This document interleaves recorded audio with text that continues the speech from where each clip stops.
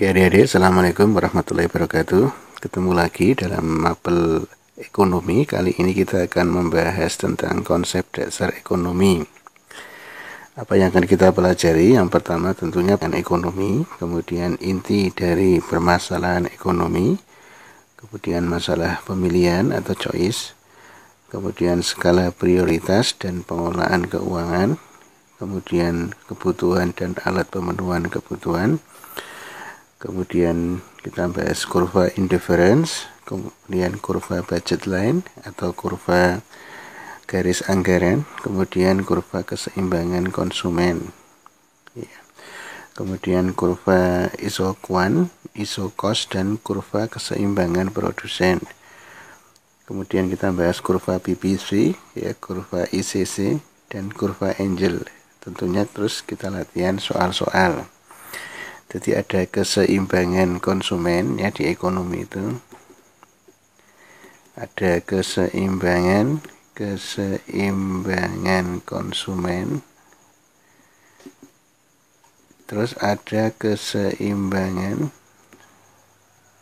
produsen. Terus ada keseimbangan pasar. Kalau keseimbangan pasar dulu pernah kita bahas, yaitu yang titik pertemuan antara permintaan atau demand dengan penawaran atau supply.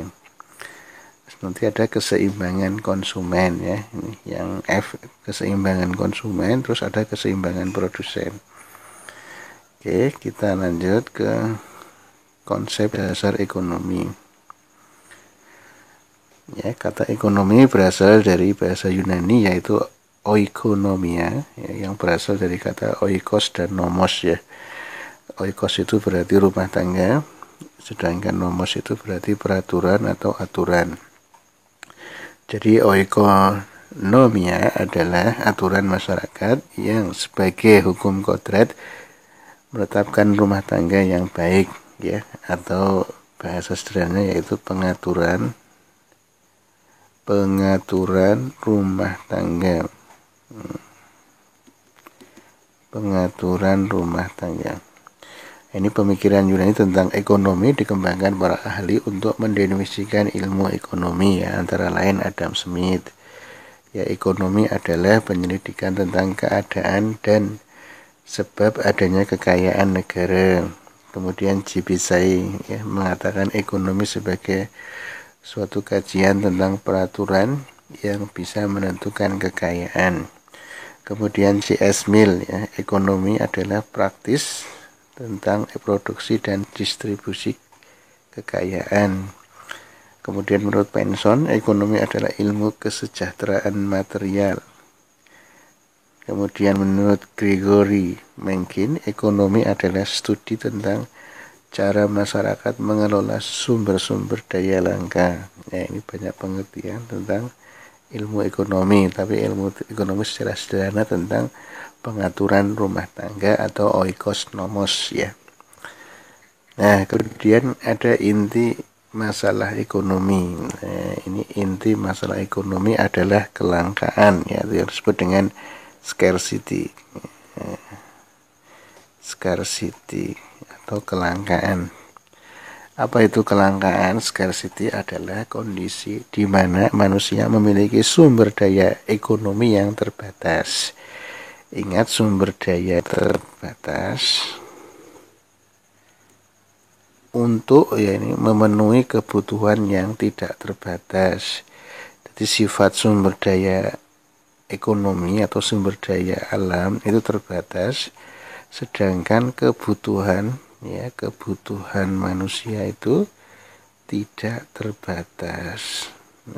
Sifat kebutuhan itu tidak terbatas, sedangkan sumber daya ekonomi terbatas. Akhirnya terjadilah kelangkaan atau scarcity. Terdapat dua hal yang mengandung perhatian di sini. Pertama adalah sumber daya ekonomi yang bersifat terbatas, dan yang kedua adalah pemenuhan kebutuhan memerlukan sumber daya ekonomi yang tidak terbatas. Jadi ini tafsirannya adalah kebutuhan, ini tandanya lebih besar daripada alat pemuas. Ini kebutuhan lebih besar, berarti kebutuhannya tidak terbatas, alat pemuas kebutuhan terbatas.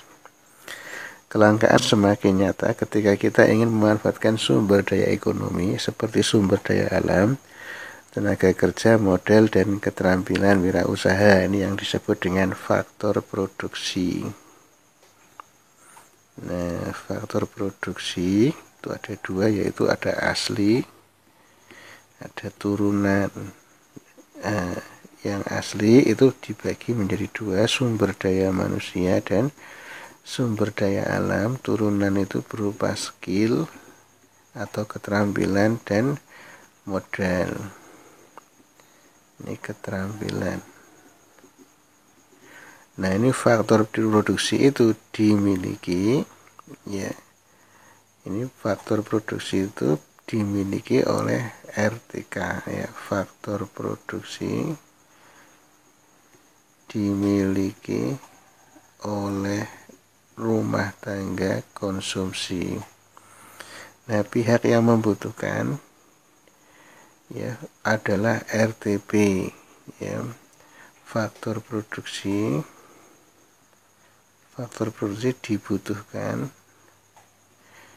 dibutuhkan oleh rumah tangga produsen. Nah, jika ingin menggunakan suatu barang lebih dari ketersediaan yang ada, maka barang tersebut menjadi langka. Nah, terus kemudian, kelangkaan dapat disebabkan oleh beberapa hal. Yang pertama, keterbatasan benda, pemenuhan kebutuhan di alam. Tidak semua sumber daya alam yang dimanfaatkan untuk memenuhi kebutuhan manusia dapat segera diperbaharui.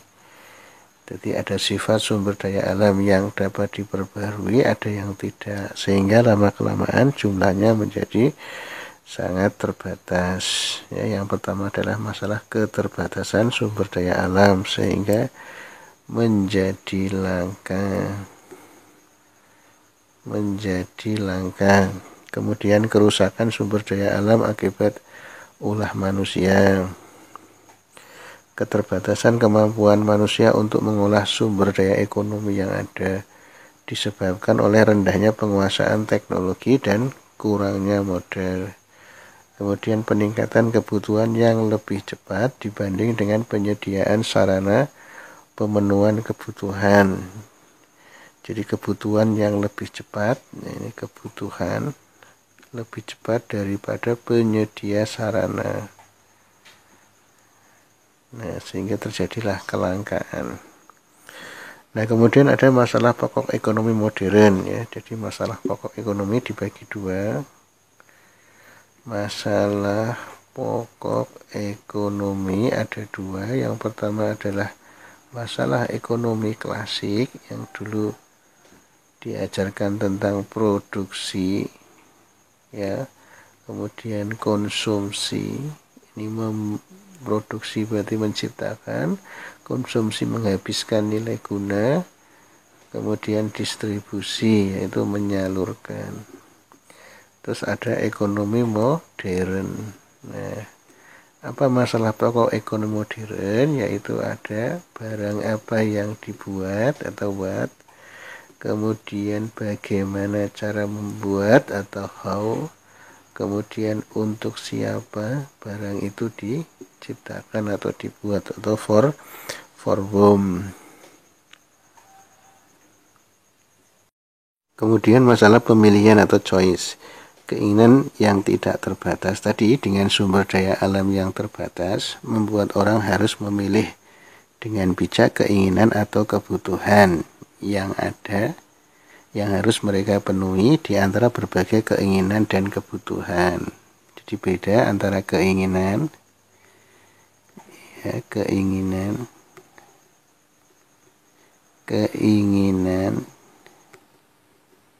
dan kebutuhan. Kalau keinginan itu sesuatu yang tidak harus dipenuhi, ya. Tidak harus dipenuhi dipenuhi. Kalau kebutuhan itu wajib dipenuhi. Wajib dipenuhi. Jadi keinginan itu ya sifatnya banyak banget ya. Kalau misalkan kita punya keinginan, tentu banyak keinginan yang belum terwujud. Tapi karena kebutuhan itu nanti melihat skala prioritas atau yang dipentingkan terlebih dahulu. Misalkan kebutuhan seorang pelajar ya perlu punya alat-alat tulis, seragam dan sebagainya. Nah, kalau keinginan kan banyak. Ya, pengen punya HP baru, pengen punya laptop baru, itu kan keinginan. Tapi ya kebutuhan kan yang terpenting dulu. Nah, dalam menentukan pilihan ada beberapa hal yang kita lakukan. Di antaranya adalah sebagai berikut. Yang pertama, kita menganalisis biaya peluang atau disebut dengan opportunity cost. Biaya peluang adalah nilai barang atau jasa yang dikorbankan karena memilih alternatif tindakan. Ini contohnya, misalkan ya kita seorang pelajar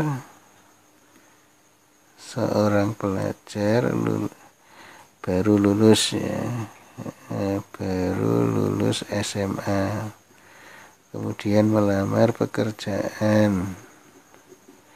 Perusahaan A nawarnya dikasih gaji 3 juta ya. Kemudian ngelamar pekerjaan B, proyeksi gaji 4 juta. Kemudian perusahaan C proyeksi gaji 5 juta per bulan semua ya, ini per bulan semua. Nah, setelah ngelamar diterima dengan janji gaji segini, tetapi si Ita berubah pikiran, tidak, kan dia lulusan ya, seorang pelajar baru lulus SMA. Ita berubah pikiran, ingin kuliah.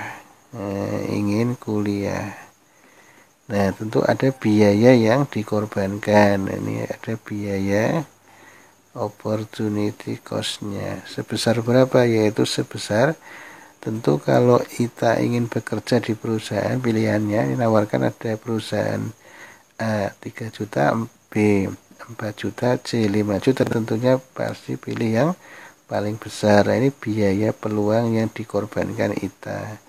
Jadi opportunity cost-nya adalah 5 juta per bulan. Karena kalau dia bekerja tentu nggak bisa semua dikerjakan semua, tentu akan milih yang terbesar pertama. Nah, misalkan Ita ya memilih pekerjaan yang C, dia nggak kuliah, berarti ada biaya yang dikorbankan sebesar 4 juta, yang cari yang terbesar kedua. Nah, tetapi kalau misalkan kita milih pekerjaan yang B, berarti kembali biaya peluang yang terkorbankan adalah 5 juta.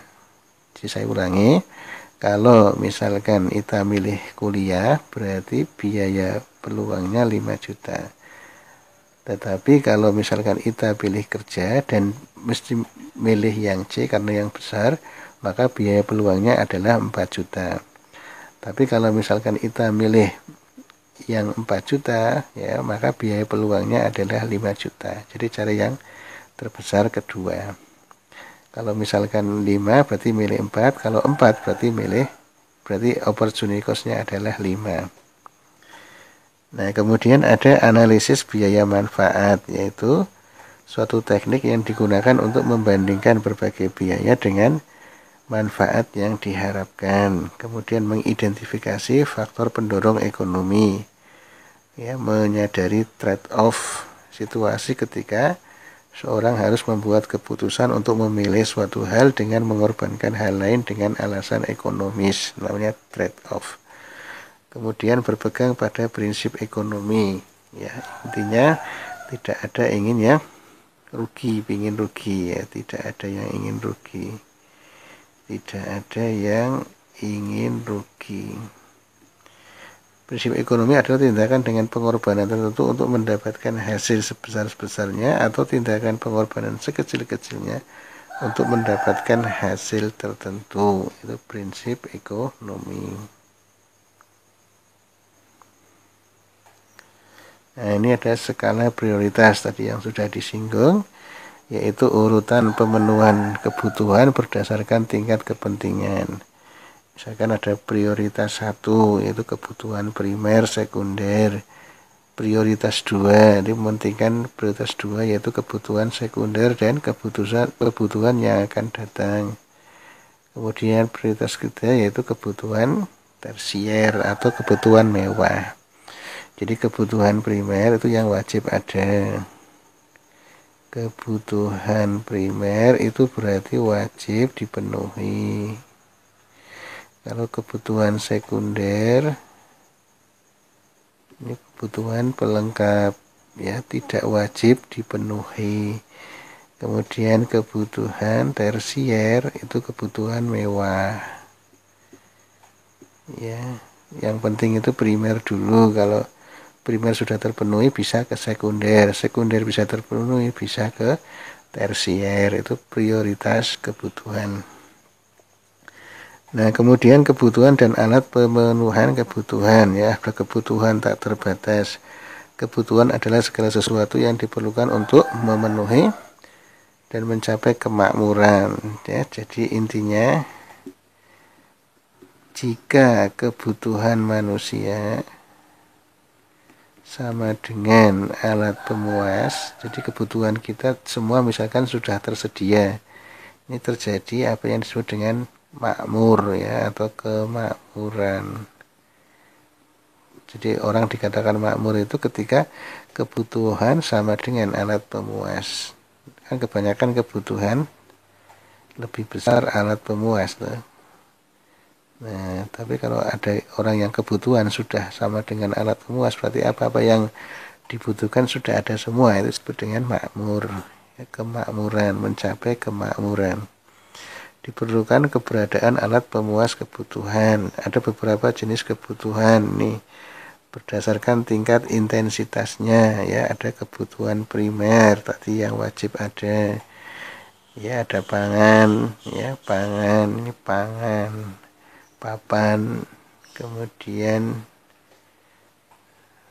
pangan, papan, tempat tinggal, sama ini apa, pakaian, pakaian, sandang, ya, nama lainnya sandang, pangan, papan. Kebutuhan sekunder yaitu tadi pelengkap kebutuhan primer, contohnya motor, HP. Tidak punya HP tidak bisa ketemu langsung, tidak punya motor nggak apa-apa, bisa naik sepeda, itu tidak wajib. Kemudian meja, kursi, nah, itu kebutuhan sekunder. Kemudian ada kebutuhan tersier yaitu mewah, contohnya perhiasan, villa, mobil, nah, itu kebutuhan mewah.